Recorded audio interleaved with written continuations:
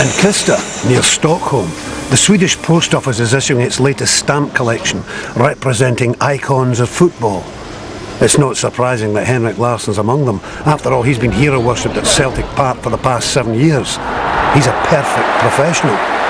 So why, after a magnificent career in Scotland, did it all end in tears?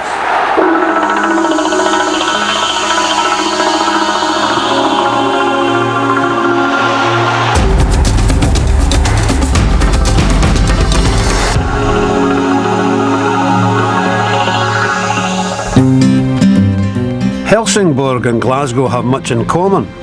Both have a seagoing heritage, and now both are home to Henrik Larsson. It was in Helsingborg that he was brought up by his father Francisco, a sailor from an island off the west coast of Africa, and his Swedish mother Eva. This is the production line for the Larssons of the future. Högaborgs BK, the amateur club where Henrik first got his taste for the beautiful game at the tender age of 6. He was a little bit shy, but he always tried to win in everything. If you have asked him when he was 7 or 8 if he going to be successful, he had answered that of course I'd be a professional footballer when I am growing up. He was active, very active, always a glimpse in the eye. I don't think he was very fond of school though, but he didn't. I believe he rather played football than went to the school bench. Henrik lived there, those flats. I played mostly with his older brother because he was at my age, and then when Henrik started to get better, he came in the first squad, and then since then we have always been good friends. The first coach Henrik has was Bengt Persson. He had a big influence in Henrik because he looked after him all the time and encouraged him to work hard. Henrik was nearly quitting when he was 14, 15 to play floorball instead. Floorball is an indoor hockey game we have here in Sweden. Bengt Persson succeeded to get Henrik to take the right decision to be a footballer instead. So Celtic fans should be eternally grateful to Bengt Persson for saving young Henrik from a different kind of sporting life. Instead, he took a dreadlock holiday away from indoor hockey, and a star was born. Everybody told me and my club that we should really watch him because he could be something. Jonas Dahlgren då för HIF och Henrik Larsson. He was a wonderful player. I mean, he was really working for the team, and he always put the team in the first hand. Malmö har spelat med libero i 2 matcher. Det gjorde man inte idag. Patrik Olsson... Henrik's Chris Sutton at Helsingborg was former Benfica striker Mats Magnusson. When I came, he got a good teacher, so I taught him a lot of scoring tricks. We stayed a lot of hours after the normal trainings, and he learned to look at the ball and how to attack the ball on crossings. And today you see he's not very tall, but he's got the timing. They were a stunning partnership, and Magnusson taught the young Larsson every trick in the book, including the hat variety. Everybody speaks about Masse and Henke. It was, you remember, Masse, Henke, it was the good time of Helsingborg. We didn't have a good defense, but we scored a lot of goals. So he had a lot of women or girls as his fans because everybody liked his hair. When those young ladies were coming and looking at him, I really hope that they also were interested in football. I took some hair of his special hair and cut it, and it looks like a cigar. And I keep it now as a souvenir, and where I keep it, I don't tell you. Och Henke Larsson. Och det här målet kan ingen ta ifrån. In the early 90s, football in Sweden was on the up and a popular place for talent spotting. The first time I saw him playing was a game in Sweden. I went for scouting for another player, and at that game I saw Henrik playing, and he directly impressed me very much. And I went back to Holland, and I told the president to try to buy him as quick as possible. It was a dream move. 3 weeks later, 21-year-old Larsson was a Feyenoord player.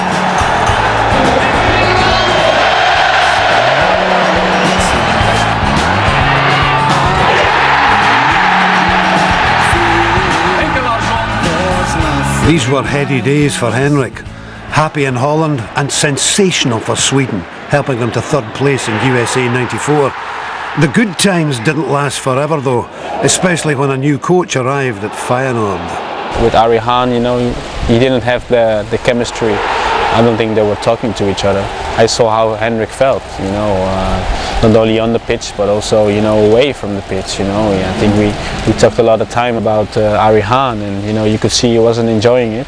But sometimes that happens in football, and then you have to move along. His main reason to go was to enjoy his football again, because if you're not enjoying it, you're not going to be at your top form. No major club though was showing much interest in the unhappy Larsson, and his only option seemed to be a transfer back home. We were very close, and then it happened that Wim Jensen came to Celtic, and with their old relations, then for Henrik, when he got a very good offer from Celtic to come, I understood him completely that he made that choice. Ben went on about Henrik Larsson all the time. I said, what's he like? And he just smiled and says, this guy can play. He's known him since he was a kid. Great attitude to football, and he'll come in, he'll score goals. But it wasn't all plain sailing in Rotterdam. Henrik took Feyenoord to court to allow him to leave the club for £650,000.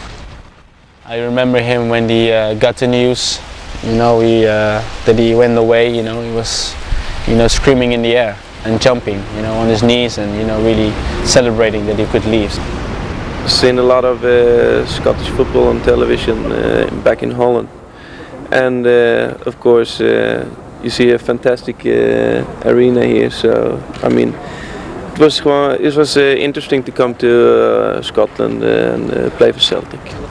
All the fans, as soon as you sign, said make sure they don't win 10 in a row. He realised how important it was to people here in Scotland, Celtic fans especially, that had to stop Rangers winning. His first league game was at Easter Road against Hibs. He wasn't fully fit when he came to the club, so we put him on the bench, and midway into the second half we stuck him on just to see how he would do. How he did is legend. Henrik produced a howler as glaring as the Celtic change strip of the day. Larsson picks up, gives it away. Chick Charlie, 25 yards from goal! The left foot finds it! His first touch, he gave the ball away, and Chick Charlie scored from about 35 yards. But Henrik, he came in and apologised to the players, said sorry, not happening again. And he's never been that far back since. It was an inglorious start, to say the least. Another defeat the following week, and Jansen's team were hurtling towards another crisis. Rangers, it seemed, were on their way to a record-breaking 10 championships in a row. Then suddenly, Larsson found his feet, or rather, his head. Jackson supporting through the middle, and Donnelly on the right. Here's Larsson! He's done it! Celtic have struck! It's a new dawn, it's a new day, it's a new life for me, and I'm feeling good.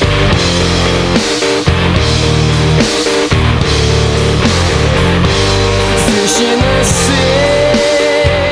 Henrik and Celtic were up and running in the league, and they were in the final of the League Cup against Dundee United at Ibrox. It was an unbelievable occasion. We'd done well to reach the cup final and eventually to win it. It was a really nice day. Henrik Larsson takes a deflection! And I'm feeling good.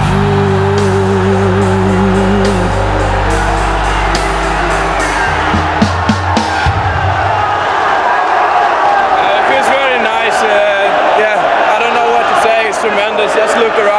We hope that there's many to come, but we shall see in the future. So, a first trophy for Jansen's team, the Coca-Cola Cup. Now for the real thing. We'd been written off most of the year and fought ourselves back into the title running, and we were leading going into the last game, and we had to win the game. It was just unbelievable pressure. That day, I think we were all having a few extra visits to the toilet. And it wasn't long before Wim's man entered Celtic's folklore. Lambert, now Henrik Larsson. Donnelly's alongside him. Larsson lining up for the shot! What a start for Celtic! 2 minutes gone! And And the rest, as they say, is history. In for Harold Bradmark! Harold Bradmark scores the goal, which may well give Celtic the title. The long wait is over.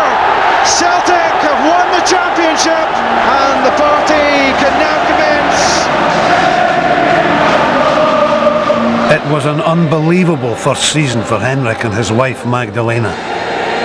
He started off brilliantly with his goal.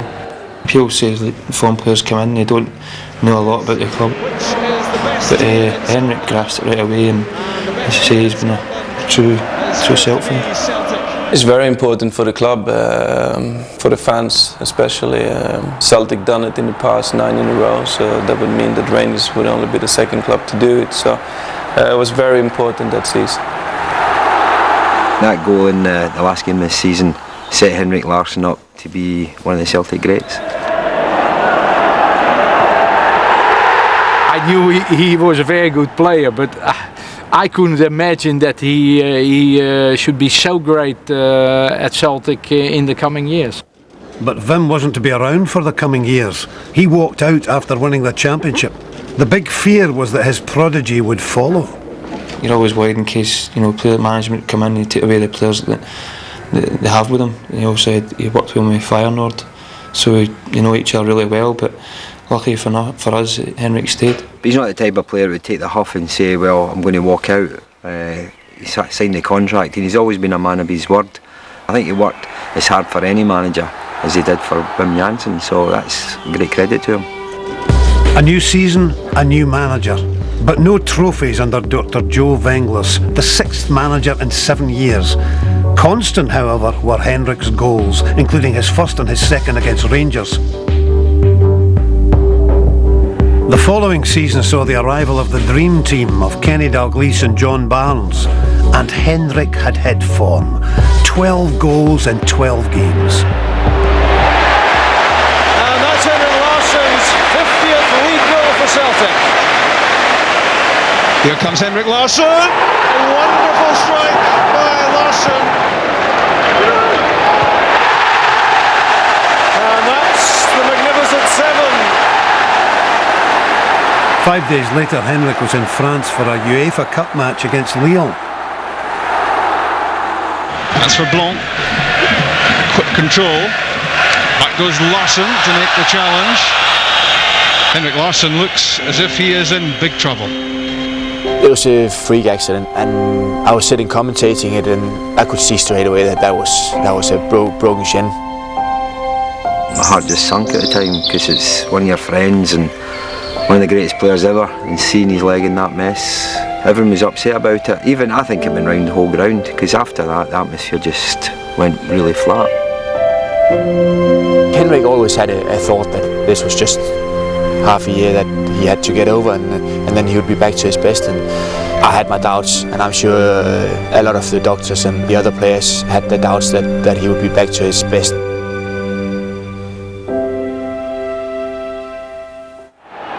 Torment for Dalglish and torment for Barnes as his star striker was sidelined. Celtic hit an all-time low.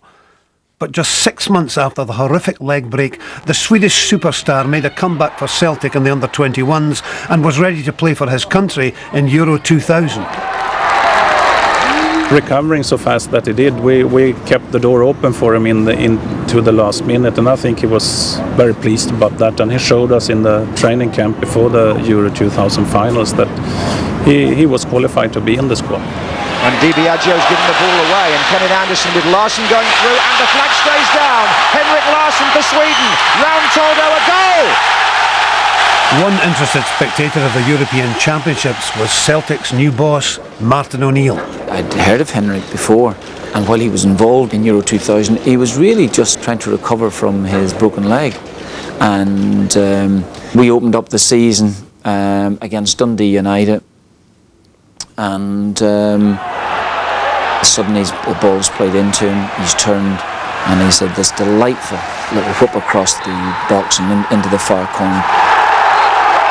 And that was the first goal that he scored in my time here. But he was off and running, which is very, very important to me. For 4 years, he hasn't stopped running.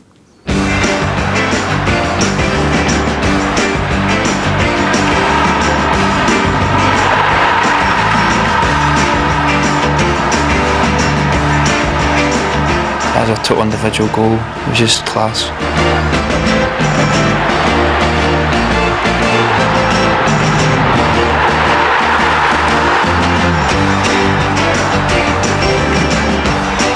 I was certainly surprised when he got his haircut that it was front page, but I think he looks a hell of a lot better with it short, to be honest.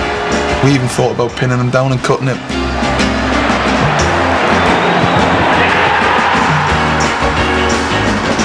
And probably made him jump another couple of inches higher.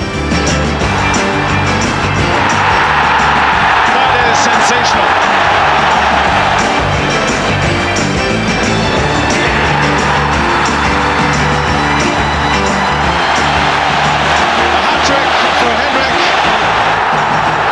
Very, very good for my game, as he has for the other strikers who have played as well. He looks to play off another striker, but he can adapt his game to different conditions. When Henrik and Chris play up front together, I think they've got a really good understanding. They really complement each other well. They seem to be on a wavelength, and they say that about great partnerships. When it looks like you're struggling and not much is happening for you or going in your favour, he'll produce a bit of magic and something out of nothing. It'll win you the game, and not many players can do that. And Henrik's one of those world-class players that can. He's very, very natural. He can dribble, he can shoot, he can head a ball left foot, right foot, he can take a ball, anyhow, and nothing surprises me.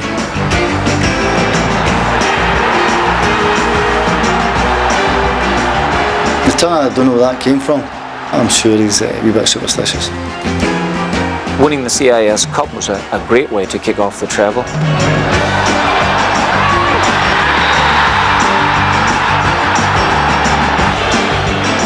We had Chris Sutton sent off. I think it was 1-0 at that stage, so I was feeling a bit, guilty.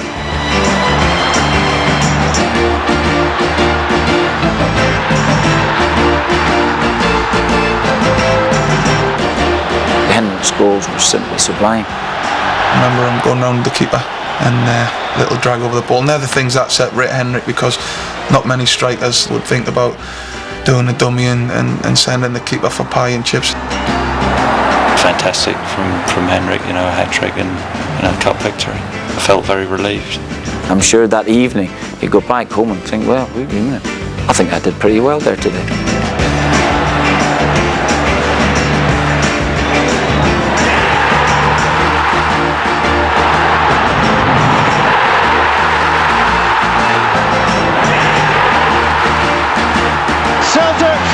Scottish champions.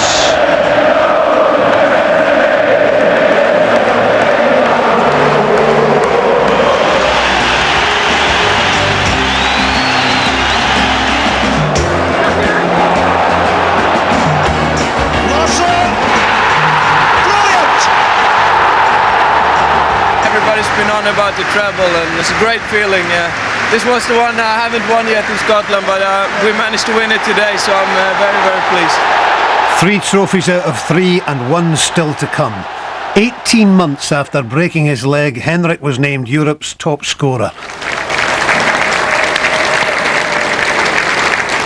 Massive total. Can you believe you did that? No, not really. You need a little bit of luck as well, and good teammates as well, so I'm pleased with that. Now Henrik was ready to conquer the world at Japan and Korea 2002. Here's Larsson, surely Larsson! That's what he does best.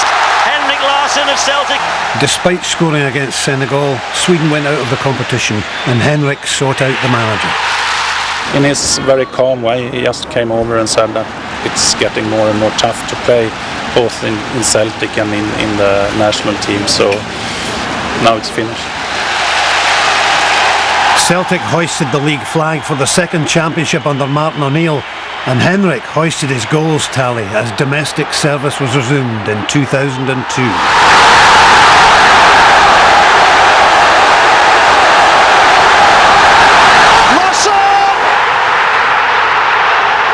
Something special from Larsson. But it was in Europe that Henrik was looking to make his mark. And what better stage than a Battle of Britain match against Blackburn Rovers? What can Celtic make of this? Thompson corner kick! They can score! And Henrik A 1-0 lead against the run of play, but the motivation for the second leg came from a surprising source. Ewood Park a fortnight later.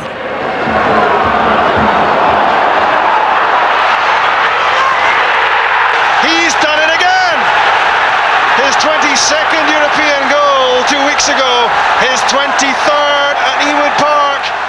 Men 0, boys 2. Henrik, you didn't just win, you just played magnificently as a team throughout.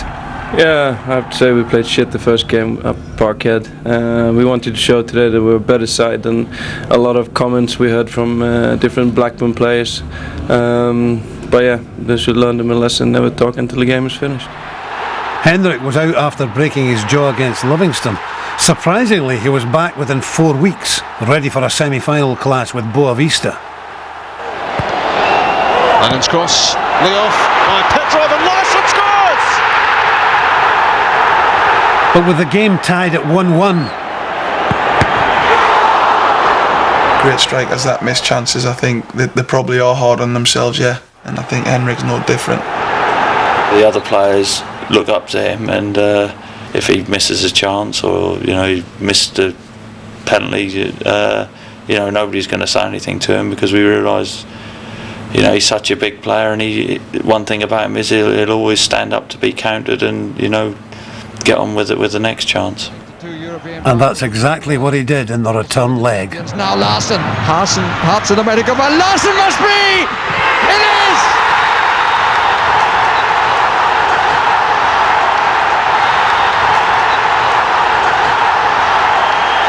And Celtic are in the UEFA final. And Henrik Larsson is the man who almost inevitably scored the one goal. Sati laid it off and I tried to sneak it into John, but fortunate for us, he slide tackled it into my path again, took a touch and just got it in the net. Many people do devalue his performance or his record and what have you because he's playing in the Scottish Premier League, and you just have to look at his record in European competition, in the UEFA Cup and the Champions League, and internationally when he's played for Sweden in the World Cups. He's scored goals at the top level against the top defenders, and he's done it against Premiership teams, so what's to say that he wouldn't do it week in, week out like he has up here. Larsson's goal directed Celtic to Seville for the UEFA Cup final against Porto. Agat's cross, Larsson's header! It's 1-1! The left foot of Alan Thompson, Larsson! He's done it again! Absolutely incredible! 2 each, but in extra time, disaster struck. Here's Derley with the chance! Derley scores for Porto, and is that the goal which deprives Celtic of the UEFA Cup? There was an emptiness about it. It was a magnificent performance, and one that you can play back in video when he retires and say, look at that, look at those goals, magnificent. But of course the emptiness comes from the fact is that we didn't win it. We lost this here tonight, and it's no joy whatsoever. Everybody is very, very hurt, but we have to get on with it. Everybody was, obviously devastated.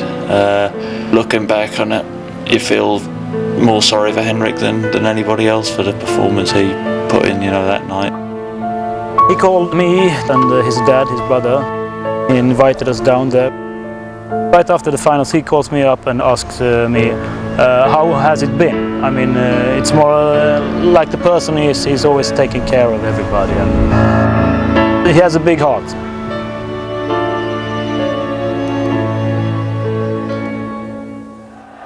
And it was double disappointment 3 days later when Celtic lost their league title by a goal difference of 1. The width of a post, in fact. It's his swan song season at Celtic Park, and the fans' adoration just goes on and on and on. He's idolised here by the crowd for all the praise that Henrik Larsson has got since he arrived in Scotland, and for what he's done for the football club. He's more than deserving of it. I'm mad about the boy. It's the man of my dreams. And I know it's stupid to be mad about the boy. He's been a phenomenon, absolute phenomenon. Don't think we'll ever see his likes again.